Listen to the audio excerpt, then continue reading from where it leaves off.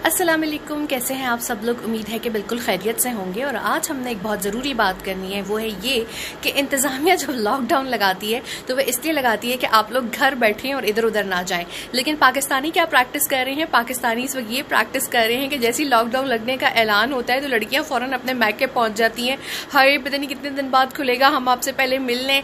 और अक्सर क्या करती हैं, अपना सामान उठा के अपने ससुराल या घर आ जाती हैं। भाई, लॉकडाउन इधर उधर फुदकने के लिए नहीं लगाया जा रहा, लॉकडाउन इसलिए लगाया जा रहा है कि बीमारी ना फैले।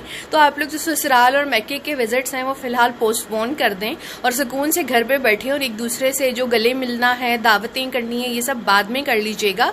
ये जो सब कुछ हो रहा है ये आपकी सेफ्टी के लिए हो रहा है, तो बी अ रिस्पॉन्सिबल सिटीजन। और जब लॉकडाउन लगे तो प्लीज़ आराम से घर में ही बैठें 3 दिन, सिर्फ ग्रॉसरी, ज़रूरी चीज़ें, अद्वियात ले आएँ। लेकिन ये मेल मिलाप, मिलने जुलने, पार्टीज़, अम्मी के घर जाकर चुगलियाँ करना ससुराल की, ये सब छोड़ दें और इधर उधर मेंढक की तरह ना फुदकें, घर में रहें। और जितना आप घर में रहेंगे उतना आप सेफ रहेंगे। मुझे इजाज़त दीजिए। अल्लाह हाफिज़।